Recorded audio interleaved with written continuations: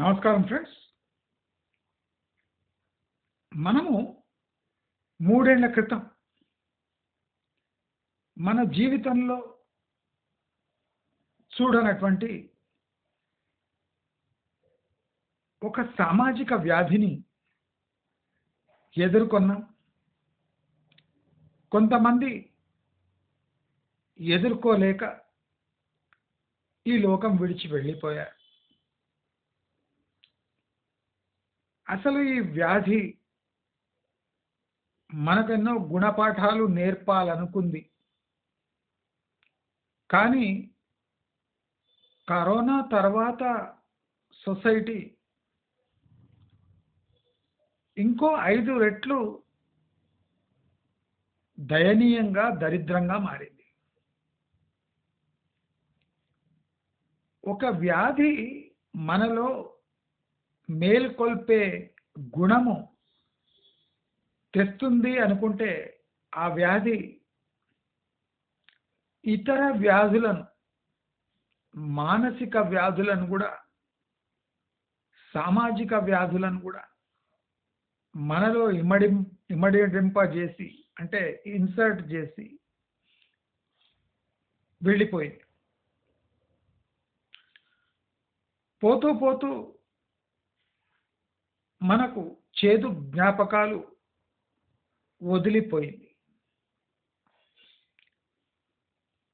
నేను ఈ కరోనా వ్యాధిని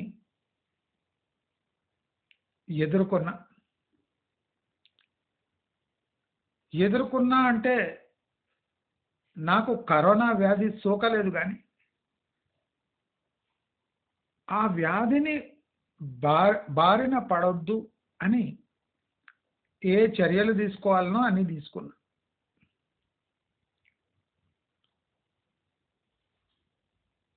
మనము మన జీవన విధానము, మన జీవన శైలి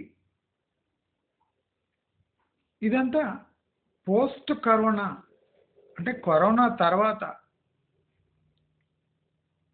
మార్పు చెందుతుంది. జనాలు తమ హెల్త్ గురించి పర్టికులర్గా, స్పెసిఫిక్గా కొన్ని చర్యలు తీసుకుంటారు.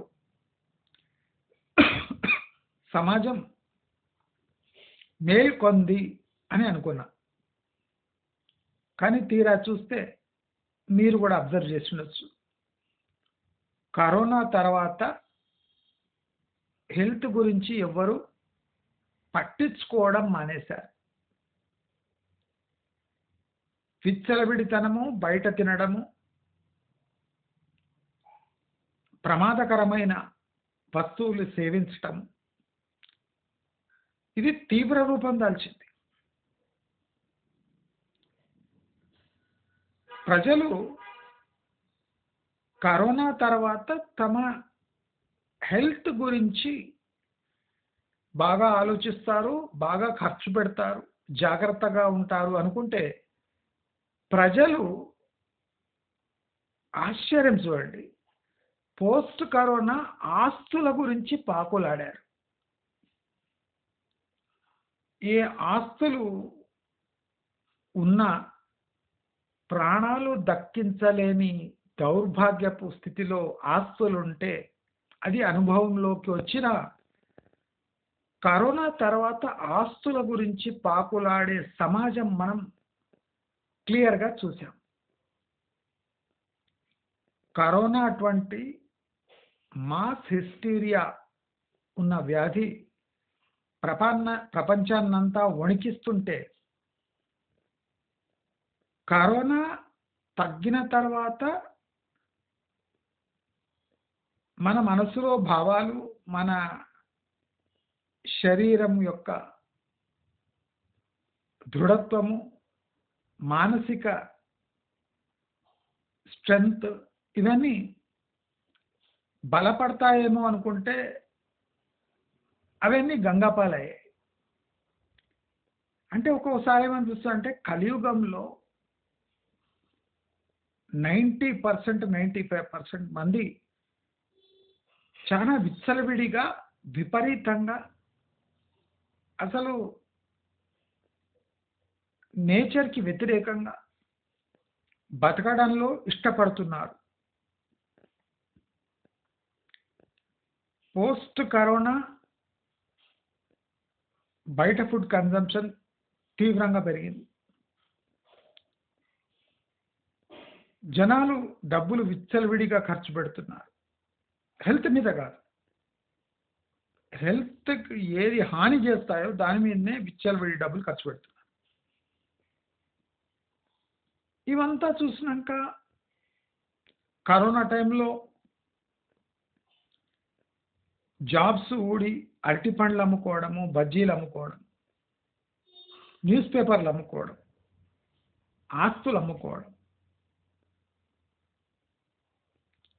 బాగా దగ్గరున్న వాళ్ళు వాళ్ళ ప్రాణాలు కోల్పోవడం, ఇవన్నీ ఎందుకు జరిగాయి అంటే మనం కరోనా లాంటి వ్యాధి ఎప్పుడు చూడలేదు గనుక మనకు తోచిన విధంగా దాన్ని ఎదుర్కొనే ప్రయత్నం మనం చేశాం.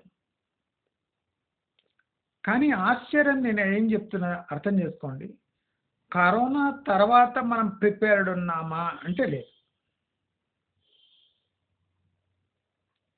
నేను మీకు గత 1.5 ఇయర్‌గా చెప్తున్నా.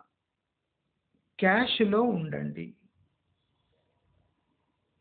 అంటే నాకు కరోనా మళ్ళీ వస్తుంది అని భరోసా ఉండి కాదు. మనం కరోనా తర్వాత ఎలా ఉండాలి? Pre and post corona. What should be the attitude of people pre and post corona? Society wise, financial wise, philosophical wise. Corona ఎవరినైనా ఎంత ధనవంతుడినైనా కబళిస్తుంది. అంటే ధనము పని చేయదు అనే ఒక లెసన్ నేర్పించిపోయింది.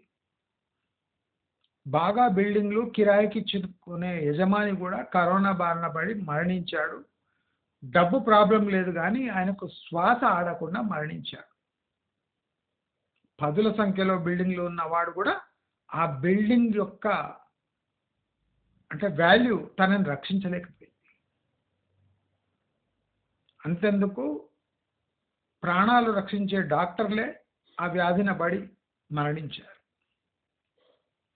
అంటే కరోనా వచ్చి మనకు మన పవిత్రమైన గ్రంథాల్లో రాసింది షార్ట్ ఫామ్‌లో నేర్పించి పోదాము అని వచ్చి వెళ్ళిపోయింది.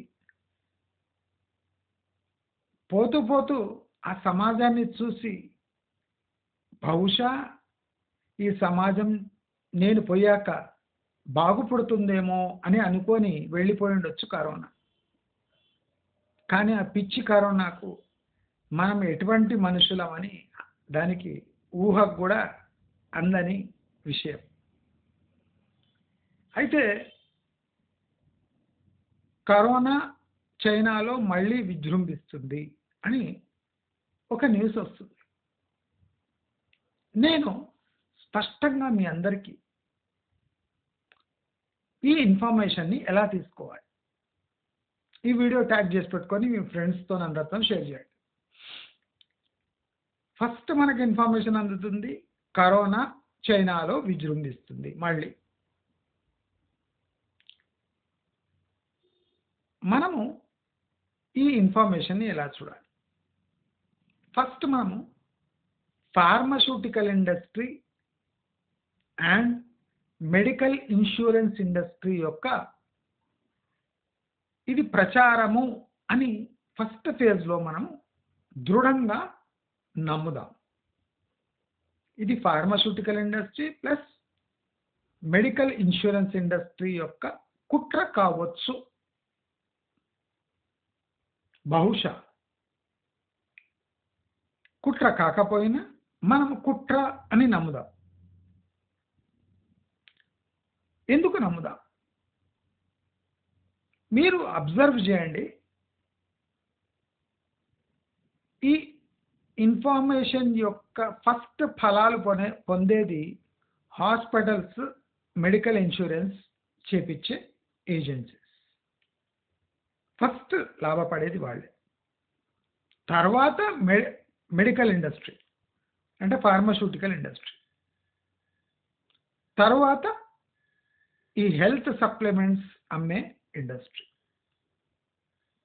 అంటే ఫస్ట్ ఎవరు లాభపడతారు, నెక్స్ట్ ఎవరు లాభపడతారు, లాస్ట్కి ఎవరు లాభపడతారు. మనము ఇలాంటి సిచ్యువేషన్ వస్తుంది అని తెలిస్తే ఎలా ప్రిపేర్ అయి ఉండాలి?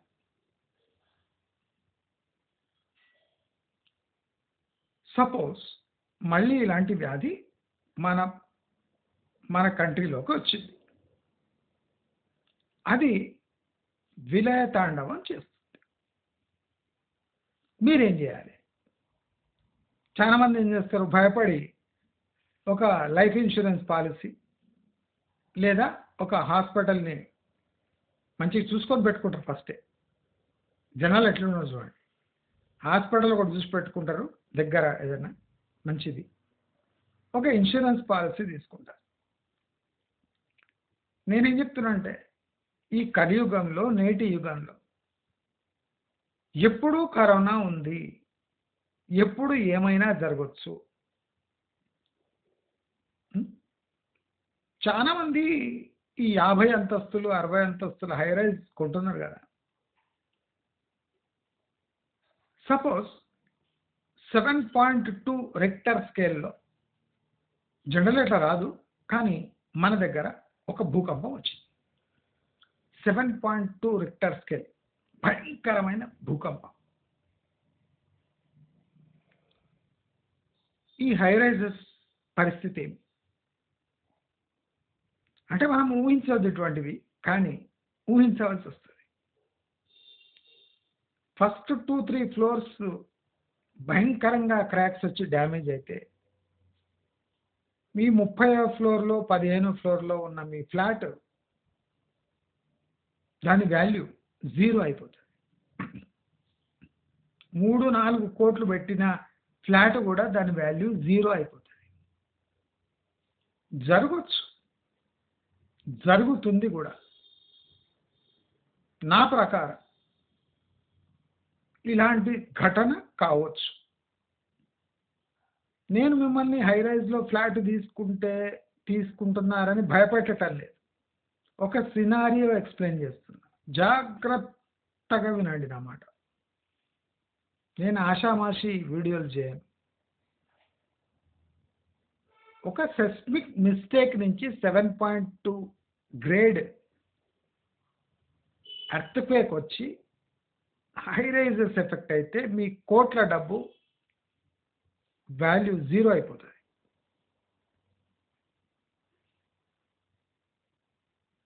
కరోనా తర్వాత అందరూ ఆస్తులు కొనడానికి పాకలాడుతున్నారు. కరోనా ఏం నేర్పింది? తక్షణమే డబ్బుగా మారే సాధనాలు మీ దగ్గర ఉండాలి అని ఫస్ట్ లెసన్ నేర్పింది. ఆ డబ్బు కూడా ఎందుకు? హాస్పిటల్లో చేరడానికి కాదు.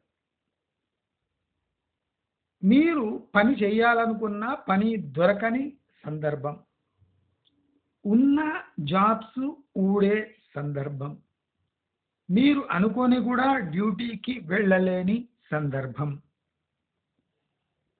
మిమ్మల్ని పోషించే కంపెనీ మూతబడే సందర్భం,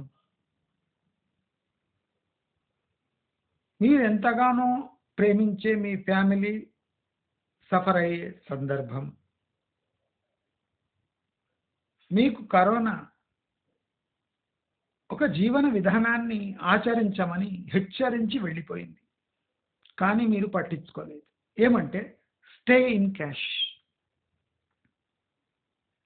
అంటే 100% క్యాష్లో ఉండమని కాదు. By instruments which can be liquidated immediately in emergency.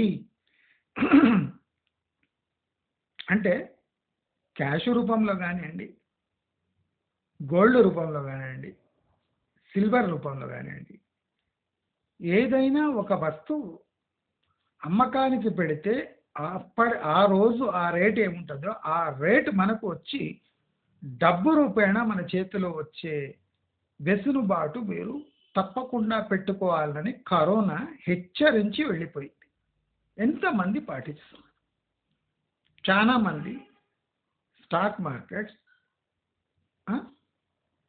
అదిగాక mutual funds, long term mutual funds, 20-year target ఉన్న fixed deposits, gold government bonds, అదిగాక అన్నిటికన్నా దౌర్భాగ్యమైన రియల్ ఎస్టేట్. ఒక లోను తీసుకొని కరోనా టైం అటువంటిది వస్తే మీరు ఆ ఈఎంఐ ఎలా చెల్లిస్తారు? కరోనా లాంటి వ్యాధి వచ్చిపోయినాక మీ ఈఎంఐ బర్డన్ ఎంత తీవ్రంగా ఉంటుంది ఒకసారి ఆలోచించారా? అందరూ ఆలోచించండి. ఈ వీడియో నేను హెచ్చరించడానికి చేస్తున్నాను. చాలా మంది post corona real estate boom వచ్చింది అన్నారు. అది మన కొంప ముంచడానికే వచ్చింది. కరోనా తర్వాత 20 ఏండ్ల ఈఎంఐ కట్టేవాళ్ళు కరోనా మళ్ళీ వస్తే ఏం చేస్తారు? ఈఎంఐ కట్టే దమ్ము, ధైర్యము, సత్తా ఉందా? 2 ఏళ్ల వరకు ఆదాయం లేకుండా ఈఎంఐ కట్టగలరా? ఈఎంఐ టెంపరరీ ఆపేసిన ఒకసారి మళ్ళీ డ్యూటీలో ఎక్కినాక ఆ 8-10 నెలల ఈఎంఐ ఒక్కసారి కట్టే సత్తా మీ దగ్గర ఉందా? ఆ ఇన్కమ్ ఉందా? ఆ సోర్సెస్ ఉన్నాయా? ఆ రిసోర్సెస్ ఉన్నాయా? ఆ సేవింగ్స్ ఉన్నాయా? మీ ఫ్లాట్ మిమ్మల్ని ప్రాణాలతో కాపాడుతుందా? మీరు ఫ్లాట్ అమ్మి మీకు కావాల్సిన పౌష్టికాహారం, ఫలాలు, పండ్లు, పప్పు దినుసులు, ఎనర్జీ ఇచ్చే థింగ్స్, ఎడిబుల్ థింగ్స్ మీరు కొనగలరా?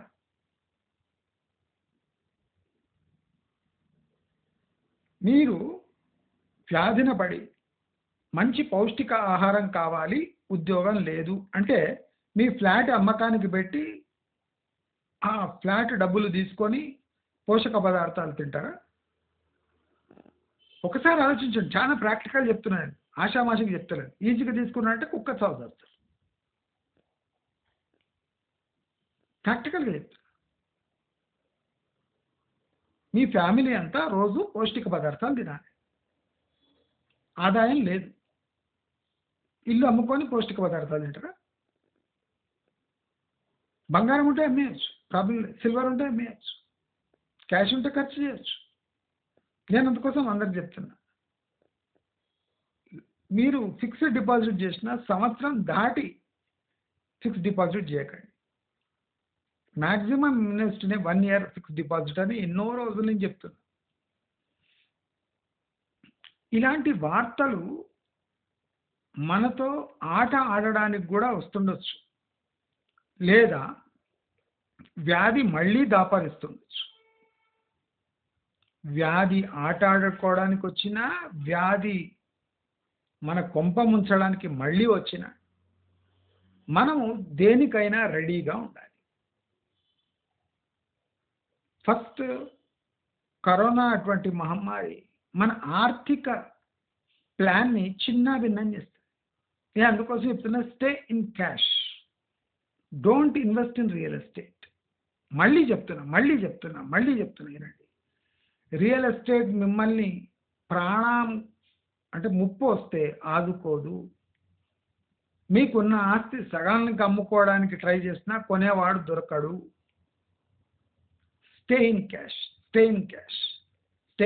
అంటే stay in either cash, gold or silver or in stocks if you have capability and skill to maintain. ఇప్పుడు చూడండి, మీరు ఒక స్టాక్ కొంటారు, కరోనా వచ్చిందంటే ఇమ్మీడియట్గా స్టాక్ మార్కెట్ పడిపోతుంది. అంటే మీరు ఇన్వెస్ట్ చేసిన 100 అది కాస్త 40 రూపాయలు అవుతుంది. ఇప్పుడు మీరు 40 అమ్మి మీరు క్యాష్ తీసుకోవచ్చు, కానీ 60% నష్టం. అదే గోల్డ్ లాంటి మెటల్ పెరుగుతుంది, ఎందుకంటే రిస్క్ అవర్స్ సిటిజన్స్ అంతా స్టాక్స్ అమ్మి గోల్డ్లో కొంటారు. అంటే కరోనా టైంలో కొన్న గోల్డ్ మీకు లాభాల పంట కూడా పండించవచ్చు. ఓన్లీ కరోనా టైం చెప్తున్నా. మామూలు టైంలో స్టాక్స్ వస్తాయి. కానీ కరోనాని ప్రభావితం అయితే స్టాక్ మార్కెట్లు కుప్పకూలుతాయి. అంటే మ్యూచువల్ ఫండ్స్ కూడా కుప్పకూలుతాయని అర్థం. బ్యాంకులు ఇప్పుడు ఇచ్చే ఫిక్స్డ్ డిపాజిట్ పై ఇంట్రెస్ట్ కూడా తగ్గిస్తాయి. అంటే వాళ్ళకు కూడా బిజినెస్ ఉండదు కనుక వాళ్ళు మీ దగ్గర డబ్బు తీసుకొని కూడా ఏం చేయలేరు. అంటే డబ్బు యొక్క విలువ ఇంట్రెస్ట్ వైజ్ తగ్గిపోతుంది, యూటిలిటీ వైజ్ పెరిగిపోతుంది. యూటిలిటీ అంటే కొనడము, తిండి కొనడము, రెంట్లు కట్టడము, మనకు చాలా యూస్ఫుల్ ఉన్న థింగ్స్ కొనడము, మన హెల్త్ పరిరక్షించుకోవడము, పిల్లల చదువులకు ఖర్చు పెట్టడము, ఆదాయం లేని వాళ్లకు సహాయం చేయటం. అంటే utility of money increases, but the interest rates will not stay there. It will fall down, it will come down. Interest component తగ్గుతుంది, యూటిలిటీ కాంపోనెంట్ పెరుగుతుంది. అంటే క్రైసిస్ వచ్చినప్పుడు ఎక్కడ ఇన్వెస్ట్ చేయాలి అనే బుర్ర ఉండాలి. అందుకోసం కరోనా ఏమి నేర్పించిపోయింది అంటే పోస్ట్ కరోనా రియల్ ఎస్టేట్కి బ్రహ్మాండమైన డిమాండ్ వచ్చింది. ఇప్పుడు ఎవడో 3 కోట్లు 2 కోట్లు పెట్టి ఫ్లాట్ కొంటాడు, వాడి ఈఎంఐ టైట్గా ఉంటుంది, వాడి చేతిలో ఒక 20,000 ఉంటాయి, కరోనా లాంటి వ్యాధి వస్తుంది, వాడు ఏం చేస్తాడు? జస్ట్ ఇమాజిన్ ఆ ఫ్లాట్ కొనడి వాళ్ళ దగ్గర ఒక 20 లక్షలు ఉన్నా వాడు ధీమాగా ఉంటాడు. అదే 2 కోట్ల ఫ్లాట్ కొన్నాడు ఈఎంఐ టెన్షన్ ఎక్కువైపోయి కరోనా రాకన్నా ముందే చచ్చిపోతాడు. నేను ఎందుకు చెప్తున్నా అంటే చాలా ఇంపార్టెంట్ థింగ్స్ చెప్తున్నా. ఇలాంటి వ్యాధులు తరచూ వస్తున్నాయి అంటే ఇంట్లో తిప్పతీగ పెంచుకోవాలి, ఇంట్లో తిప్పతీగ ఉండాలి.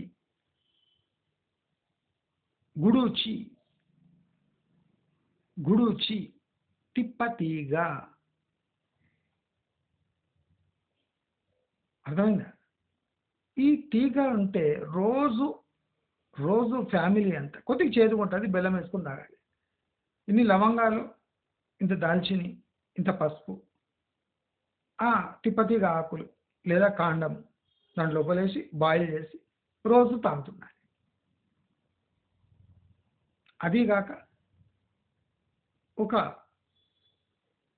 ఏదైనా ఆకులో లేదా పేపర్లో ఆవు నెయ్యి, పసుపు 2 కలిపి ఒక పేస్ట్ లాగా పెట్టి దాన్ని చుట్టలాగా చేసి ముక్కు ద్వారా తీసుకొని బయటకు వదిలాలి.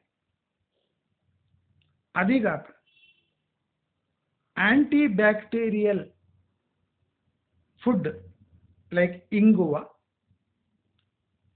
గార్లిక్, జింజర్, అదీగాక యాంటీ ఆక్సిడెంట్స్ లాగా దానిమ్మ, బత్తాయి, ఇలాంటి ఫలాలు, జామ, ఇలాంటి ఫలాలు మనం తరచుగా తీసుకుంటూ ఉండాలి. ఇప్పుడు లేటెస్ట్ సమాచారం ఏమంటే రంగారెడ్డి వ్యాప్తంగా లక్షల సంఖ్యలో కోళ్ళు చనిపోతున్నాయి ఫామ్లలో.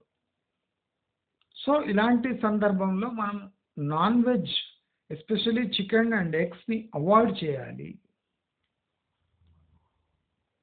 ఇలాంటి టైంలో అంటే సమాచారం అందుతుంది అంటే జాగ్రత్త పడాలి. చికెన్ అండ్ ఎగ్స్ అవాయిడ్ చేయాలి. ప్లస్ సేఫ్ ఫుడ్స్ లైక్ పప్పులు, కందిపప్పు, ఎర్రపప్పు, శనగపప్పు, పెసరపప్పు, మినప్పప్పు, ఇలాంటి పప్పులు మనం వాడుకలోకి తేవాలి.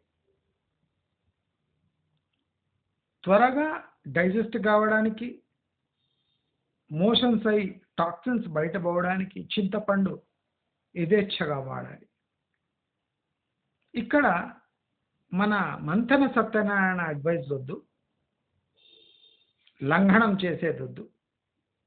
Proper protein food, antioxidants like haldi, like triphala churna. అంటే త్రిఫలా చూర్ణ, ఈ చింతపండు ఇటువంటివి ఎందుకంటే చాలా మందికి అలవాటు ఉండదు, డైజెషన్ తొందరగా ఎగ్జిట్ అయిపోతుంది. ఇంగువ కూడా చాలా చక్కగా పనిచేస్తుంది, లవంగాలు కూడా చాలా చక్కగా పనిచేస్తాయి, దాల్చిన చెక్క కూడా చాలా చక్కగా పనిచేస్తుంది. టమాటా రసం, మిరియాలు వేసుకొని రోజు సూప్ లాగా తాగితే, అది కొత్తిమీర వేసుకొని తాగితే బ్రహ్మాండంగా పనిచేస్తుంది. ప్రతి వంటకంలో ఈ హల్దీ ఉంటుంది కదా, పసుపు శాతం పెంచండి. పసుపు పచ్చని ఆహారం తీసుకోండి. పసుపు పచ్చని ఆహారం అంటే మీరు ఏదో అనుకోండి, హల్దీ ఉండాలి. ఫ్రూట్స్ కన్జ్యూమ్ చేయండి, ఈజీగా డైజెస్ట్ అయ్యే ఫ్రూట్స్ కన్జ్యూమ్ చేయండి. వాటర్ మిలన్ లాంటిది అవాయిడ్ చేయండి. వాటర్ మిలన్లో ఏ పోషక పదార్థాలు ఉండవు, వాటర్ తప్ప ఏముండదు. అంటే క్రైసిస్ ఉన్న టైంలో ఏ ఫ్రూట్స్ తినాలి, ఏ వెజిటబుల్స్ తినాలి, ఎలాంటివి తినాలి. తోటకూర తినండి. ఐరన్ ప్లస్ పాయిజన్స్, టాక్సిన్స్ ఏమైనా ఉంటే, కుక్క కరిస్తే కూడా తోటకూర తింటే నయమైపోతుందంట. కుక్క కరిస్తే తోటకూర బాగా పనిచేస్తుందంట డైట్లో. తోటకూర తినండి. గ్రీన్ వెజిటబుల్స్ ఏమైనా తినొచ్చు. మెంతి కూర, తోటకూర, గంగవాయి కూర, ఆకుకూరలు సలాడ్ లాగా తినండి. నేను చెప్పినట్టు తిప్పతీగ వాడండి. అదే కాకుండా ఈ పీపల్ లీవ్స్ జ్యూస్ చేసుకొని తాగండి. పీపల్ అంటే ఈ దాన్ని ఏమంటారు, పీపల్ ట్రీ, తెలుగులో నాకు గుర్తుకొస్తుంది, మర్రి కాదు, ఇది రావి చెట్టు. రావి చెట్టు యొక్క ఆకులు మీరు జ్యూస్ చేసుకొని తాగొచ్చు. అంటే ఇవన్నీ మీకు విచిత్రం అనిపిస్తుండొచ్చు, ఏం చెప్తాడు ఈయన. ఇవి రోజు తాగుతూ ఉంటే ఇదేం పెద్ద ఖర్చు కాదు. అది కాకుండా ఆవు నెయ్యి అయినంత అన్నంలో కలుపుకొని తినండి. ఆవు నెయ్యి, మీకు దమ్ముంటే బర్రె నెయ్యి కూడా తినొచ్చు, కానీ ఆవు నెయ్యి ఈజీగా డైజెస్ట్ అవుతుంది. మలబద్ధకం రాకుండా చూసుకుంటుంది ఆవు నెయ్యి. ఇక్కడ మెయిన్ పాయింట్ ఏమంటే మోషన్స్ క్లియర్గా అయిపోవాలి, సగం ప్రాబ్లమ్స్ సాల్వ్ అవుతాయి. Next, antioxidants like fruits, green vegetables, soups, spices, boiled spices, ఇవన్నీ తరచుగా తీసుకుంటుంటే వ్యాధి వచ్చినా ఎప్పుడు వెళ్ళిపోతుందో మనకే తెలియదు. నేను ఇవన్నీ ప్రాక్టికల్ టిప్స్ చెప్తున్నా, ఏ ఆషామాషిగా చెప్తున్నాను నేను. అదే మీరు హాస్పిటల్లో జాయిన్ అయితే, ఇప్పుడు యశోదాలో జాయిన్ కాగానే లక్ష రూపాయలు తీసుకుంటారు, రోజు 1,00,000. అక్కడ ఏమి ఇస్తారంటే రాగి జావ ఇస్తారట సన్నాసి. 1,00,000 రూపాయలు ఇచ్చి రాగి జావ తాగి చాలా మంది మా దగ్గర ఉన్నారు. 10 రోజులు యశోదల నుండి 10 లక్షలు ఇచ్చి రోజు ఏమి ఇచ్చారంటే ఫ్రూట్ జ్యూస్, రాగి జావ అట. గ్లూకోజ్ ఎక్కిచ్చి రోజుకు 1,00,000 ఛార్జ్ చేసి. ఇలాంటి దౌర్భాగ్యమైన స్థితి మనం ఎదుర్కొనే అవసరం లేదు. మీకు ఇలాంటి వ్యాధి రాబోతుంది అంటే ఇప్పటి నుంచే ప్రిపరేషన్ స్టార్ట్ చేయండి. అంటే భయపడి కాదు, వచ్చినాక మీరేం బీకలేరు, మీకు ఆపర్చునిటీస్ తగ్గిపోతాయి. మీకు టైం ఉన్నప్పుడే క్యాష్లో రావడానికి ట్రై చేయండి. ఏదైనా అమ్మేది ఉంటే అమ్మేసుకోండి, బంగారం దగ్గర పెట్టుకోండి. అర్థమైందా? క్యాష్లో ఉంచడానికి ట్రై చేయండి. ఏదైనా ఫిక్స్డ్ డిపాజిట్ ఉంటే బ్రేక్ చేయగలిగితే బ్రేక్ చేయండి. మీకు ఏ ఉద్యోగం లేదు, సద్యోగం లేని పరిస్థితులు ఉంటే స్టాక్ మార్కెట్లో ఇన్వెస్ట్ చేయండి. అది కరోనా టైంలో కూడా కంటిన్యూస్గా నడిచింది. ఏ ఉద్యోగం బంద్ అయినా స్టాక్ మార్కెట్ క్లోజ్ కాదు. కనుక మీరు తగిన చర్యలు తీసుకోండి. భయపడి తీసుకోకండి. స్ట్రాటజిక్‌గా మారండి. నేను ఎందుకో చెప్తున్నా. కరోనా మనకెన్నో లెసన్స్ నేర్పించిపోయింది. కానీ అన్‌ఫార్చునేట్‌లీ దాన్ని లెసన్ అనుకోకుండా ఒక వ్యాధిగా భావించి మనల్ని మనం ఇంకా మోసం చేసుకుంటున్నాం.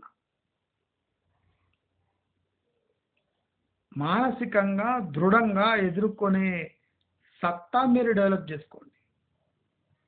ఏదైనా బ్యాడ్ హ్యాబిట్స్ ఉంటే అవి మానేయండి. ప్రిపేర్ అయిపోండి. You should be mentally prepared. Me school పోయే పిల్లలు ఉంటే వాళ్ళని ఎట్లా ప్రిపేర్ చేయాలో చేసేయండి. ఇంట్లో ఒక పీసీ తీసుకురండి, పర్సనల్ కంప్యూటర్. కాస్ట్లీ ఫోన్ ఉంటే అమ్మేయండి. ఒక పర్సనల్ కంప్యూటర్ తీసుకొని వచ్చి పిల్లల్ని దానిపై కూర్చోబెట్టండి. గూగుల్ కోర్సెస్ చెప్పేయండి. అంటే వాళ్లకు మైండ్ డైవర్ట్ కాకుండా మనం మానిటర్ చేసే ఒక పీసీ ఇప్పండి. పర్సనల్ కంప్యూటర్ ఇప్పియండి. ల్యాప్టాప్ ఇప్పియడానికి ఒకండి. పర్సనల్ కంప్యూటర్ ఒక 6,000 రూపీస్ పడితే వచ్చేస్తుంది. మనమే అన్నీ తెప్పించుకొని అమెజాన్లో వాళ్ళకు ఇచ్చేస్తే 180 రూపీస్లో అన్ని ఫిట్ చేసి ఇచ్చేస్తాం. మ్యాక్సిమం 300-400లో మొత్తం పీసీ ఫిక్స్ అయ్యి విండోస్ లోడ్ అయ్యి వచ్చేస్తుంది. నేను అటువంటి పీసీస్ 2 కొన్నా మొన్ననే. నా దగ్గర ఒకటి ఉంది, 2 కొన్నా. ఒకటేమో కన్వర్ట్ చేయించా. 3 పీసీలు విత్ మానిటర్స్ అన్ని కలిపిన 12,000 కాదు. 3 కంప్యూటర్లు 3 ఇవి అన్నీ కొంటే 12-13,500 అయింది. 13,500 అయింది 3 పీసీస్ కలిపితే. ఒక పీసీ కొనండి. వరల్డ్తో టచ్లో ఉండండి. ఆల్టర్నేట్ ఎంప్లాయ్మెంట్ ఆపర్చునిటీస్ వెతుక్కోండి. క్రైసిస్ టైంలో లాస్ట్ టైం ఏది డిమాండ్లో ఉంది ప్రోడక్ట్ గుర్తుపెట్టుకోండి. హైజీనిక్ ఫుడ్ ఆఫర్ చేయండి. ఈజియెస్ట్ థింగ్ అంటే ఫుడ్ ప్రిపరేషనే కదా. హైజీనిక్ ఫుడ్ ప్రీమియం రేట్లో ఆఫర్ చేయడానికి ప్రయత్నం చేయండి, నేర్చుకోండి. అంటే మనము కీడెంచి మేలెంచాలి అని ఉట్టనే అనలేదు. కీడు వచ్చేలాగా ఉంది. మనము కీడు వచ్చేలాగా ఉందంటే కీడు ఫస్ట్ ఎంచేసి మేలు తర్వాత ఎంచుకోవాలి.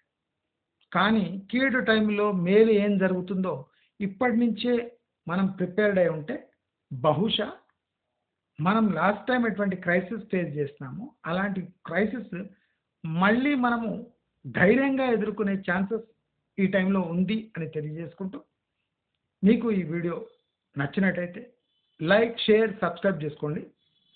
నమస్కారం.